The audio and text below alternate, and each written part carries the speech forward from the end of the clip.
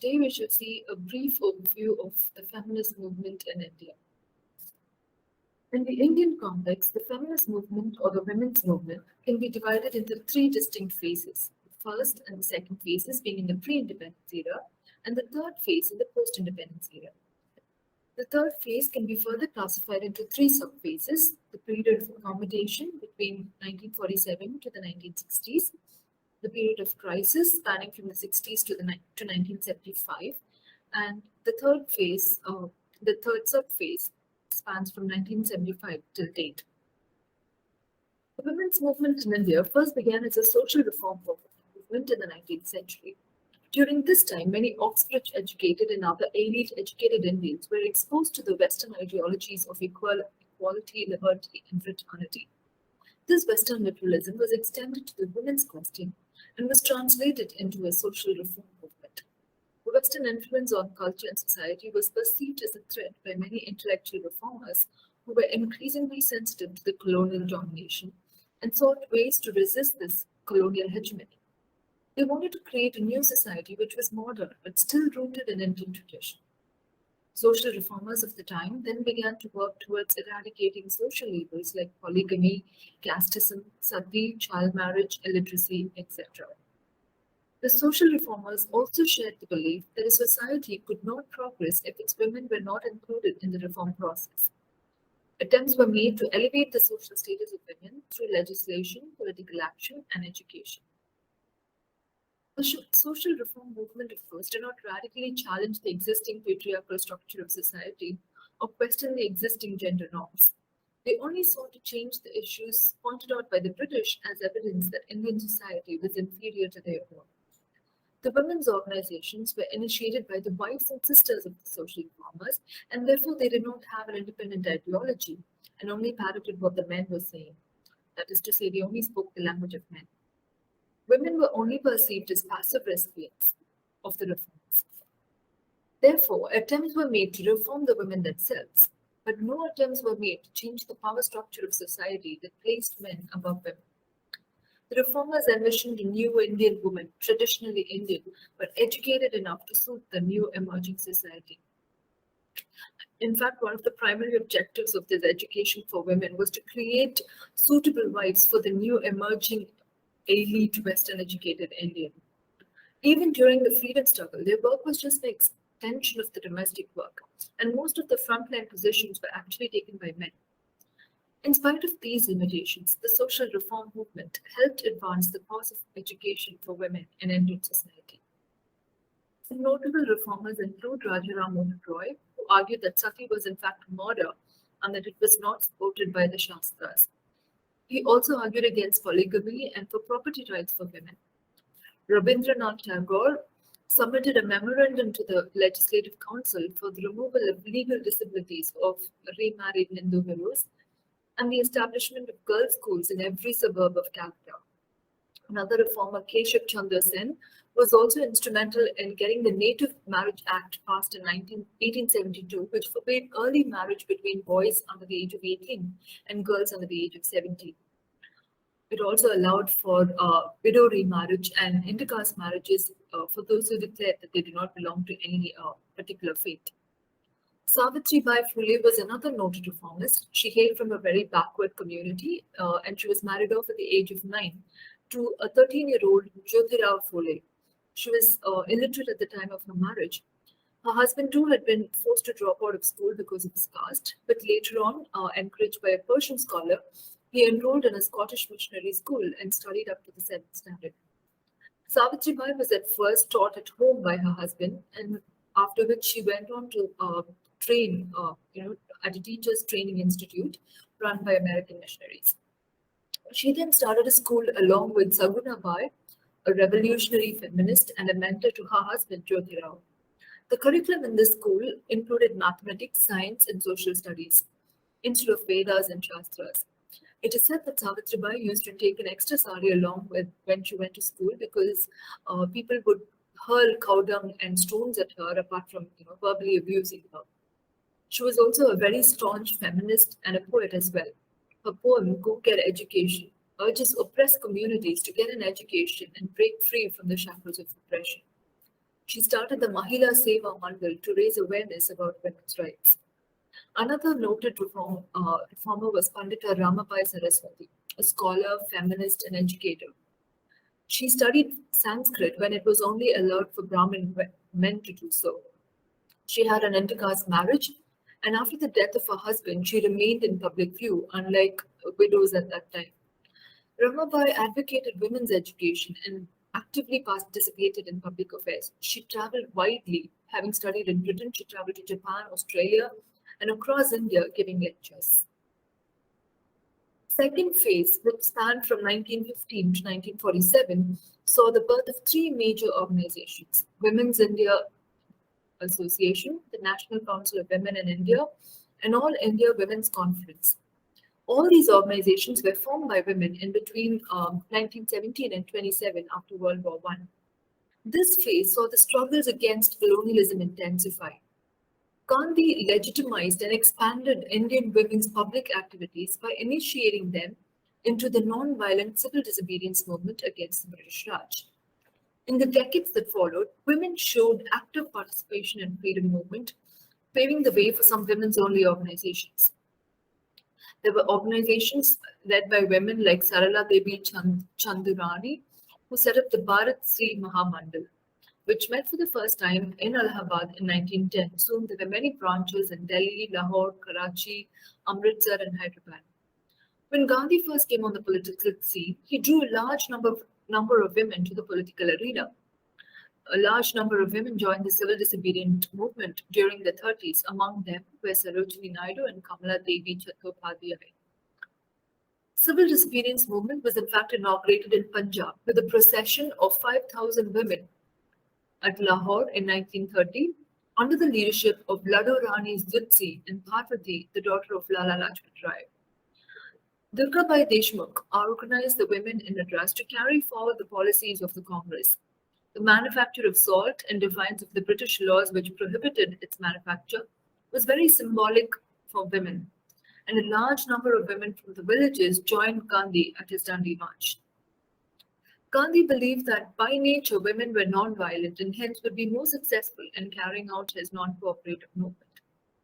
Although a large number of women participated in the freedom movements, they were confined to support roles. The male leadership at the time did not encourage a second line of leadership, and women could assume leadership only when the men were in prison. Nehru, in fact, referred to this in his discovery of India.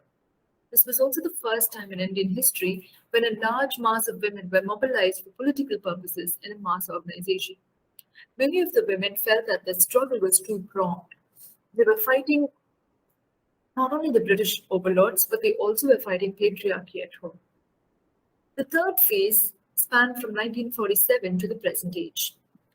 It was primarily due to the efforts of women and their role in the freedom struggle that women got the right to vote and complete equality in the Constitution of India after its independence in 1949. Article 15 of which was released in 1949 empowers the state to make special provisions for women. There were also a lot of policy documents that followed, but what really happened was that there was a gap between the actual status of women in reality and the status of women in theory. So immediately after independence, India had to deal with a lot of problems. There was communal violence, there was partition, there was large-scale migration. This was, of course, followed by war in Kashmir, the danger of territorial fragmentation, and so on. So years of colonial domination had destroyed our indigenous crafts and depleted our natural resources. Industrialization, changing technologies, illiteracy, lack of mobility, all of these resulted in the inability of women to cope with the new order. Now, once their labor was disregarded as unimportant in the market, their role in the family also became marginal.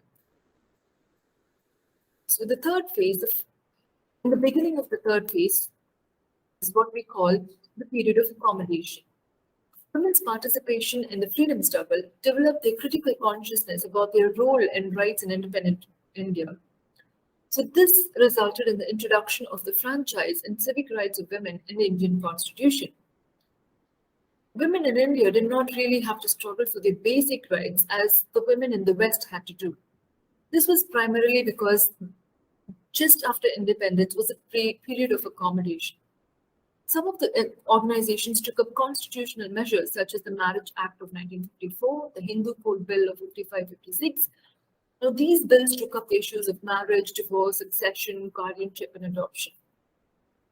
For instance, the Hindu Marriage Act made monogamy legal, it outlawed polygamy, and conferred equal rights of divorce for both men and women.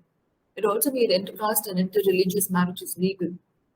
It made child marriage punishable, uh, and the Dowry Prohibition Act, the Hindu Minority and Guardianship Act, and the Succession Act of 1946 are some of the laws that followed.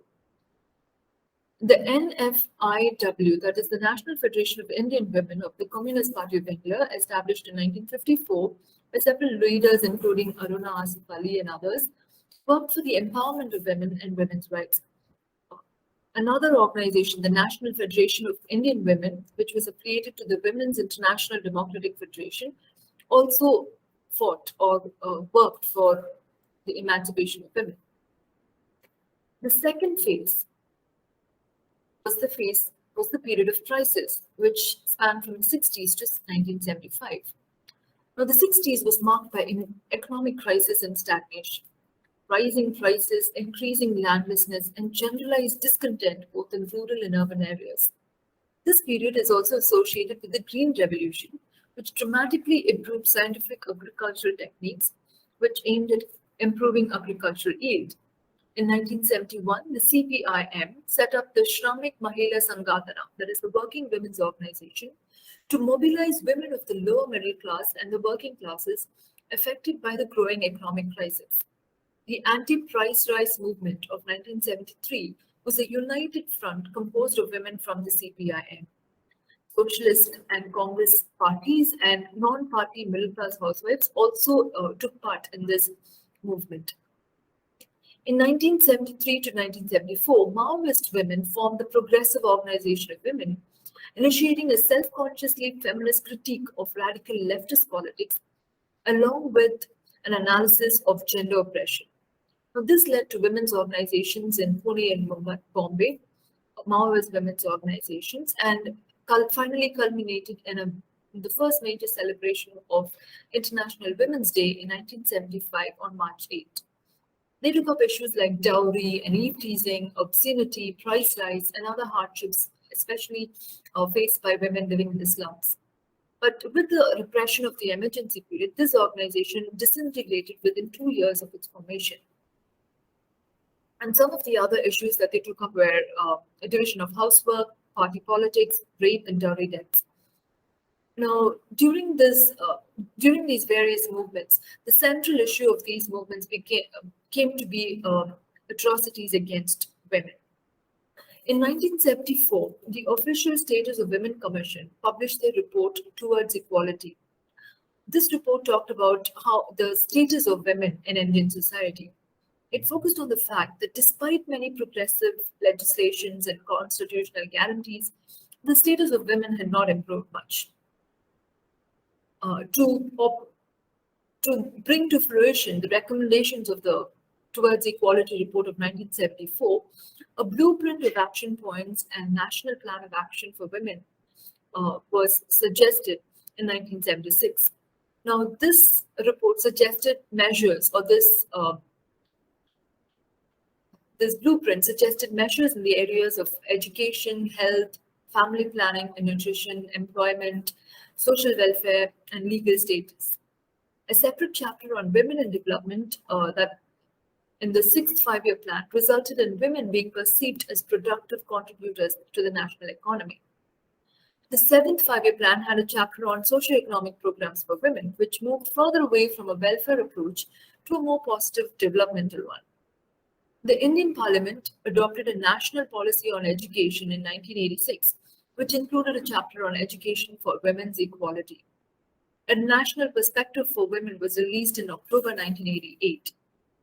The SARC Decade Plan of Action focused on the girl child in the year 2000. The Equality Report pointed out that the deep foundation of inequality is built in the minds through a socialization process, which continues to be extremely powerful. If at all education was to promote equality, it must make a deliberate and planned and sustained effort. But then the educational system had not even attempted to undertake this responsibility. In recognition of this, the UGC, that is the United Grants Commission, sent letters suggesting the starting of a program of women's studies, incorporating them in the curriculum of social sciences for teaching and research. So thereafter, many conferences and workshops and discussion groups began to take place to form guidelines in order to help universities and faculty and colleges to start such units. So in post-independence India, gender issues were subsumed in poverty-related concerns, and there were no specific programs which aimed at women. Women during this period were involved in the anti-price law and famine, anti-price laws and famine relief movement. They did not really pick up issues involving their oppression as women until the 70s. But now there has been an emphasis on the promotion of NGOs and grassroots level organizations for the development of women. These grassroots organizations have questioned the welfare approach to women, wherein they are primarily seen as beneficiaries or recipients of the programs, and instead of empowering them really in a participatory approach. Since 1975, there has been a steady increase in the number of women's welfare organizations in India. There are various issues that the women's movement took up during this period, issues like temperance, missing girl children, violence against women, Dalit women and marginalized women's rights, growing fundamentalism, women's representation in the media have also been taken up. From the mid to late 80s, women's groups concentrated on providing services to individual women to enable them to gain advantages already given the law. Some of the important women's groups came together to work towards this. Some of them were SEWA, and then the National Commission of Women, the National Commission of Women in Pune, joint women's programs in Delhi, Kali for Women in Delhi, and several others. The Self-Employed Women's Association, or SEWA, was founded by the civil rights leader Ela Bhatt. Now, this association had for its aim to provide full employment and self-reliance to women. It aimed for its workers to be able to hold against tyranny from employers and to provide state and social security. The National Commission for Women was also set up in January 1992. This heard complaints from women on refusal of rights, cruelties, and other atrocities and addressed their grievances. In the post-independence period, the women's movement again concerned itself with a large number of issues such as dowry, violence against women, work, rights, land rights, political participation of women, etc.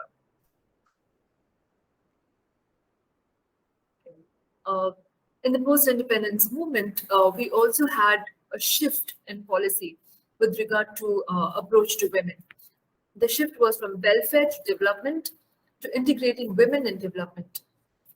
The 73rd and the 74th Amendments of 1993 to the Indian Constitution provided reservation of seats for women in panchayats and municipalities, and this was a huge stride in the empowerment of women. Today, we have 33% reservation for women in rural and urban local bodies. The setting up of the National Commission has also helped in creating an environment for the realization of women's equality. Also, the 5-year plans over the last 6 or 7 decades have planned development to meet the needs of women and children. There has been a shift from the welfare-oriented approach, as mentioned earlier, in the first 5-year plan to development and empowerment of women in the consecutive 5-year plans. Since the second 5-year plan, efforts were made to organize Mahila Mandals or women's groups at grassroots levels to ensure better implementation of welfare schemes. The 3rd, 4th, 5th, and other interim plans accorded very high priority to women's education. The 6th 5-year plan adopted a multidisciplinary approach and a 3-pronged thrust on health, education, and employment for women. The 7th 5-year plan, the development programs for women were continued, and also to raise their economic and social status and to bring them into the mainstream of national development. Some of the initiatives taken during the 8th five-year plan was included the setting up of the National Commission for Women to work towards safeguarding the rights and interests of women, and of the Rashtriya Mahila Kosh to meet the microcredits of needs of the poor and of the very poor assetless women. You also had the launching of the Mahila Samriddhi Yojana, the Mahila Yojana for awareness generation and economic empowerment through self-help groups. The ninth five-year plan, which spanned from 1997 to 2002, envisioned the empowerment of women and socially disadvantaged groups such as the scheduled castes, scheduled tribes, and other classes and minorities. The 10th five-year plan was formulated to ensure access to information, resources, and services, and advance gender equality goals.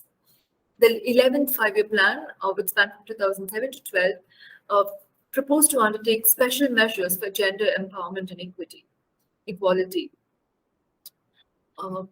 The 12th five-year plan focused on four key aspects: health, education, urbanization, and governance. It also focused importantly on single women, particularly those who were single by choice, and provided assistance for them under various government schemes. It also emphasized that the special provisions be made with regard to education, and more importantly, it emphasized the inclusion of gender studies in academic curriculum. Women's studies in India is seen as an instrument for social and academic development that will help the university community and the academic community and society at large to acquire a better understanding of the multidimensional roles played by women and to look into the causes for gender disparity. In India, the first National Conference on Women's Studies was held in SNDT in 1981.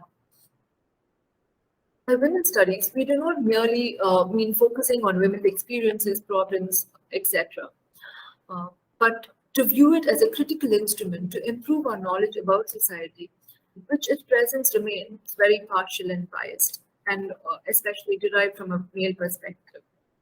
This meeting also led to the birth of the Indian Association of Women's Studies, a national organization that seeks to bring together academics, activists, policymakers, and administrators in the cause of women's development.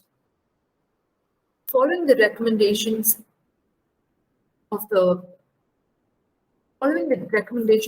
the first National Conference on Women's Studies, which was held in Bombay in 1981, and the UNESCO workshop, which was held in 1982, the Secretary of the University Grants Commission then sent a letter to the Vice Chancellors of the various universities suggesting that they start a program of women's studies and incorporate them in the curriculum for social sciences.